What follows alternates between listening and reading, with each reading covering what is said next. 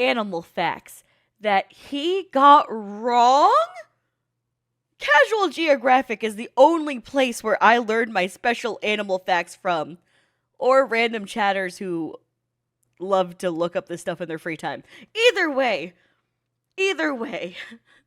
I feel like this title of this video has shattered my perception of the world. So let's get straight into it. Link to the original video is in the description below. Please support the original video. Don't be a dickhead, okay? Support the original creator. And support me too while you're here. Hit that like button, hit the subscribe button, leave a comment down below to feed the algorithm quads. Check us out over on Twitch. I stream every single day at Aliciaxlife. You're watching Aliciaxdeath. Aliciaxlife is my Twitch. Let's get it. The babies are one of the most dangerous animals in the world, so I built this cage to keep them secure so there's no possible... Oh my god. So I built this cage so there's no possible... Oh my god. No possible... Oh my god. Banana! Boy, you're so cute. What's your name? What's your name? Right there. Oh, hi. Vino Moose. Oh, hi, Vino Moose.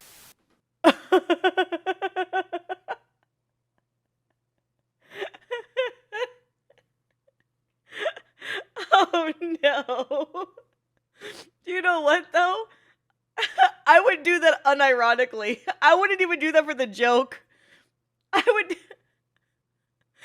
be like, oh, Vita Moose.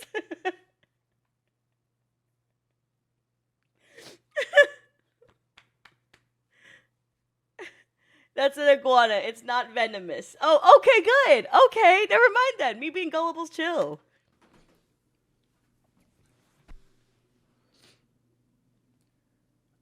I have made a severe and continuous lapse in my job. I'm just playing. I'm playing. But can you imagine? I was like, does this motherfucker start an apology video for a cancellation? I was like, this is one of the sweetest, most wholesome internet men I've ever seen in my life. He is a good bean. We have no hope if he's down in the shitter. Okay?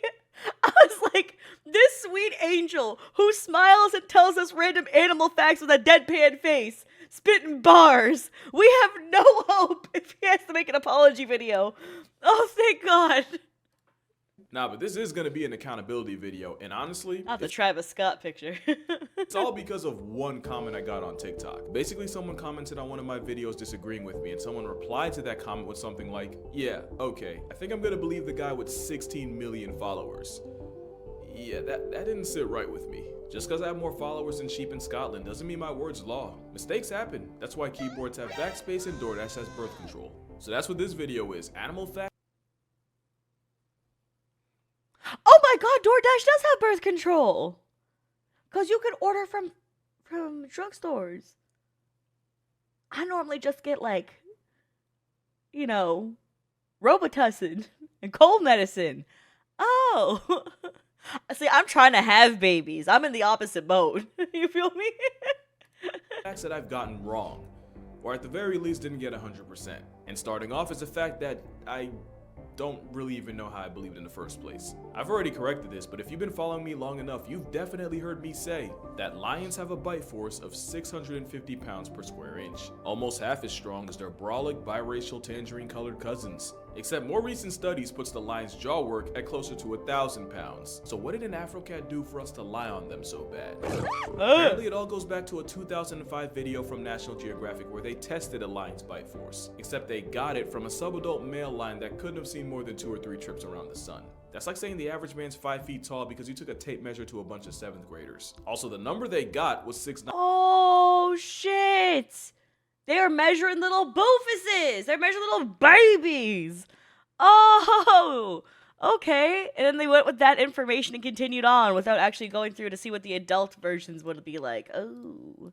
91, so Mufasa knows why it got nerfed to 650. We now believe that the Bane of Buffalo has a bite force more in the neighborhood of 4 figures. Still just under carnivores like tigers and hyenas, but not by the landslide we originally thought. So apparently I owe lions in Africa and Detroit an apology.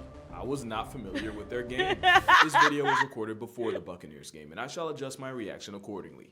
The 690 number spawned from an That's old fair, show the Buccaneers known keep as losing, so that's Dangerous crazy that they won. Encounters with Brady Bar. And we're gonna learn that TV shows aren't the best source for the most accurate information. Who Oh. would have guessed? Especially when it's from a time where Steve Harvey had hair and not hopes. Another fact I've said is that tigers are so strong that they can remain standing even after being turned into a statistic. Now, tigers are built like Greek sculptures modeled by furries. Blood from Zootopia proved that, but enough to stand on business? Where my furries at? What's your opinions on tigers? Y'all let me know. Did y'all ever see, what's that motherfucker? Frosted Flakes? Tony the Tiger? Did he turn you? I need to know. Did Tony the Tiger change you, motherfuckers? Is that what happened? Is that what turned you into furries? You said he's great. And so is his cock. Like, what happened to you? A definite maybe. Oh, damn. Not Tony. Lola did. Lola's fair. Okay, I'm gonna be real with y'all. No, I hate this shit. I hate when someone goes, Lola Bunny's the reason why I'm a furry. You're a liar and a whore. Because anybody who watched that Space Jam thought Lola was hot. Do you know why? Because of this. Ready for this? I'm gonna show you right now. I'm gonna show you right now. Hold up.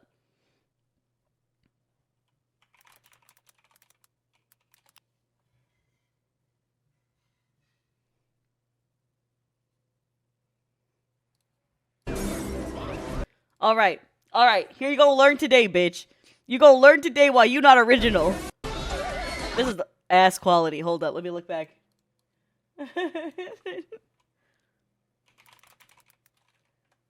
Hold up.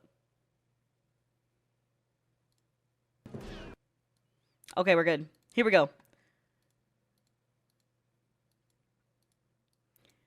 She came in with the Hi, my name is Lola Bunny. Like, they gave her the rasp? They gave her the rasp to popping out her ass, okay? Okay? And then there's this part. Ready for that? And he gets hard.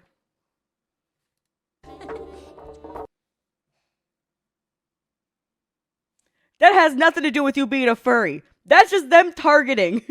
I'm just saying. That's not the moment that changed you. That's it. Alright? Tony the Tiger, I'll take that. Anything else, I'll take that. You saw Lion King and got changed up by Mufasa, I'll take that. But ain't no way you can say it was Lola Bunny, because that's just everybody. Thank you. Even after they're physically finished? Well, if they do, it's probably more of a reflection on their stability than just raw strength. It also could be a freak accident that got reported as a fact. There was a guy that got his will activated while reaching for something in his kitchen, and his friend legit found him that way. And there is at least one animal that does something similar. Since sloths have reverse grip, the Moss Motel of the jungle can be found hanging on a branch even after they've already been emancipated from the population. Oh! But can the cornflakes kitty? Wait, maybe? that's so sad. Hey, honey, look at the sloth. It's so cute up there. Oh, it's dead. Oh, that's a corpse.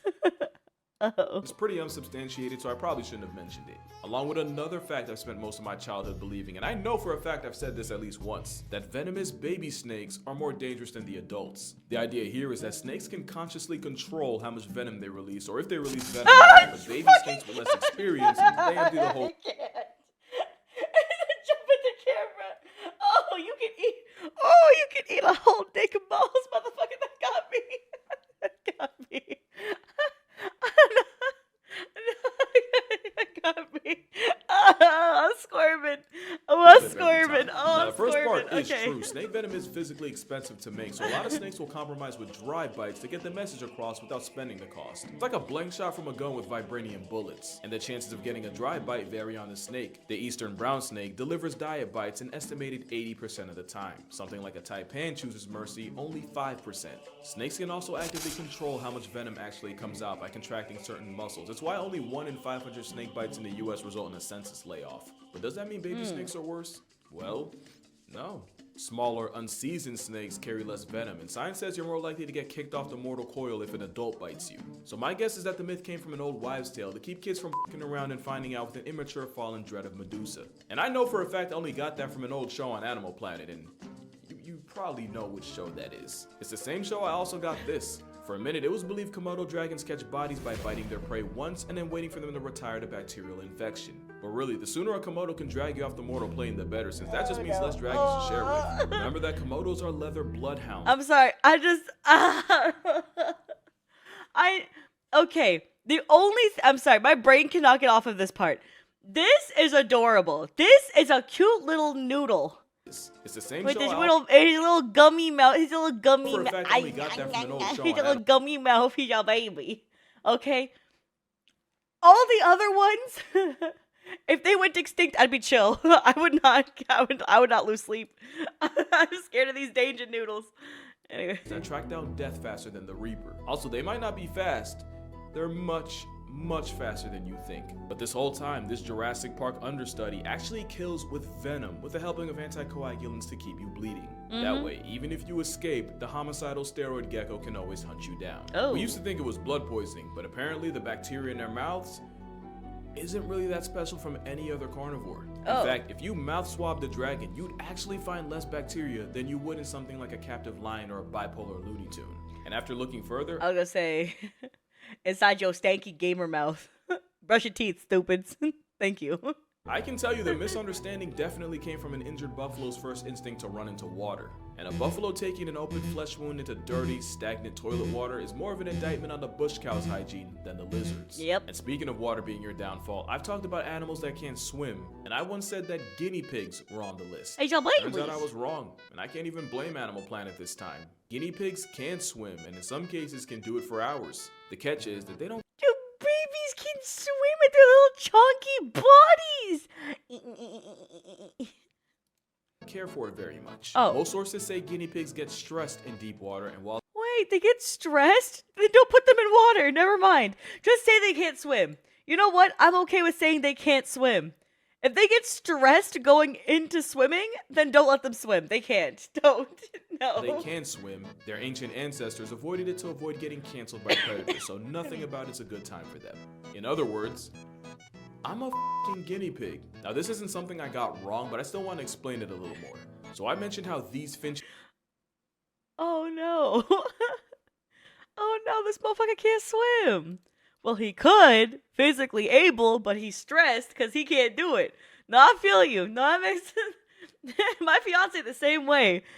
I did not know that my fiance can't swim until literally like half a year ago. I've been with him for years. And I did not know.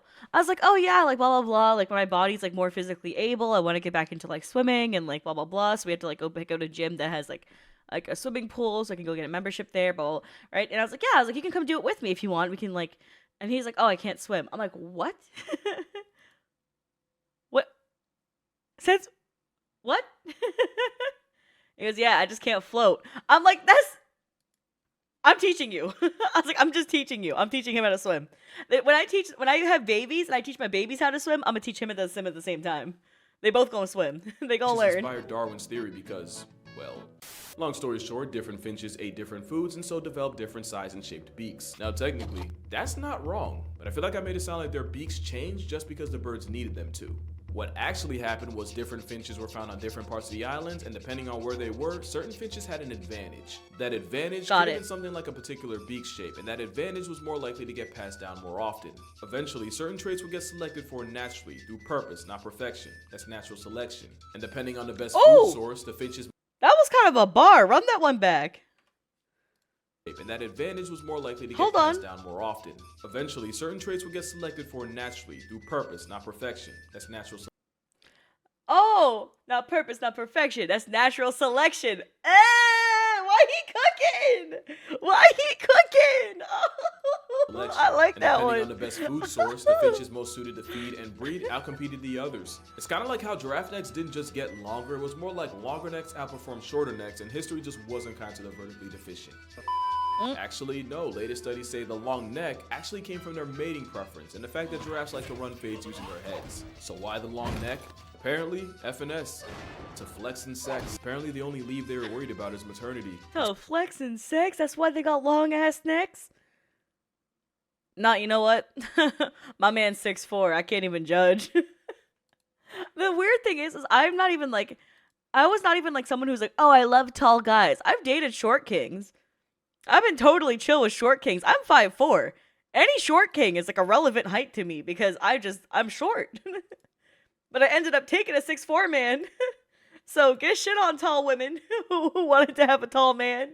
Get shit on. I didn't even mean to. I just like him. Watch your rat ass There's motherfucker. another animal whose meal plan I was completely wrong about. Opossums are the rat-tailed relic Australia left behind. They're also free pest control, since one pouch-packing possum can terminate 5,000 ticks in a season. Except they don't. I got that wrong. Oh. The number comes from an experiment where they introduced 100 ticks to different animals like mice, squirrels, and opossums, and counted how many ticks had fed and fallen off. According to the study, the opossum cage had way less ticks than all the others, so the assumption was that any tick that wasn't found at the bottom of the cage had likely been eaten. So they took the number of ticks left in the cage along with the population of ticks found in wild opossums to come to the conclusion that possums must put away 5,000 ticks a season, at least. Yeah, not the most solid logic, and later studies examining their stomachs and feces found that the shit literally didn't add up. Not only does Coma Kitty not pass 10 ticks by the thousands, ticks aren't even a preferred part of their diet. There are a lot of weird things about this faint weasel, like how their body temperature is so low that rabies gets possums more than possums get rabies, or that their nipples straight up look like a devil worshipping cult with 12 milk faucets circling one. But the whole thing about them being tick vacuums, that kind of falls. What? What the fuck was that? Oh! Oh! No. Falls on its face. But you want to know what doesn't fall on its face? Cats. They always land on their feet and can survive free falling from a building. So much that cats have about a 95% chance of falling from 10 stories and not flatlining on impact. At least that's what I said. But in the original study from 1987, out of the 132 cats that went to the vet after touching pavement from a window, 90% survived. Wait, 90% of the cats that went to the vet. Someone in the comments pointed out that this was a case of survivorship bias. Said, fair, you wouldn't take a dead cat to the vet. And out of the 90% that didn't instantly become a chalk outline, 90% of them had some form of thoracic trauma. 37% needed emergency. Oh, fuck. Yeah, because the wording of it is the ones who went to the vet. Yeah, so if it already died from impact, it wouldn't have mattered. Oh, shit. That's a very good thing to point out.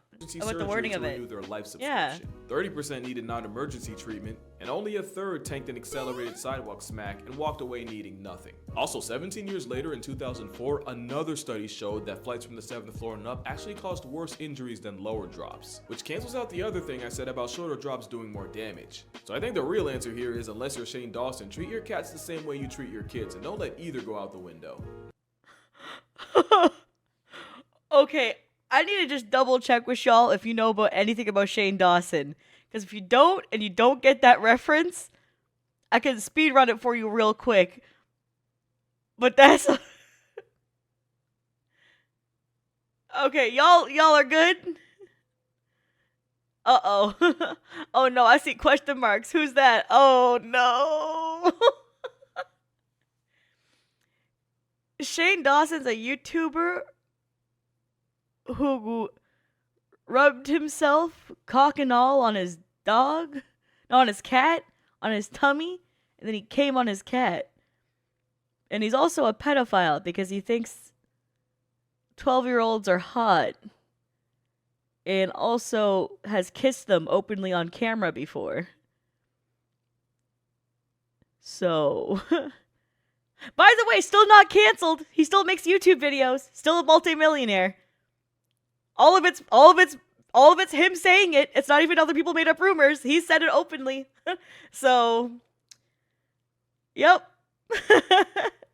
It's weird when it comes from the actual person's mouth. Versus when it's like, yep. It's not even like a, oh, he said, she said. It's a, he said, and then he said again. Yep. Ooh.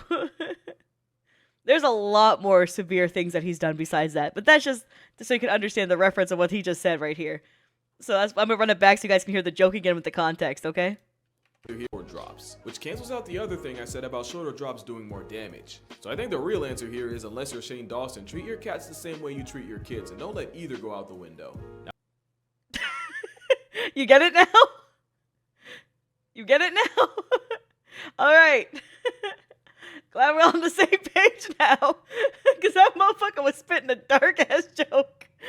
But I was like, ooh, y'all need to be on the page to get that one.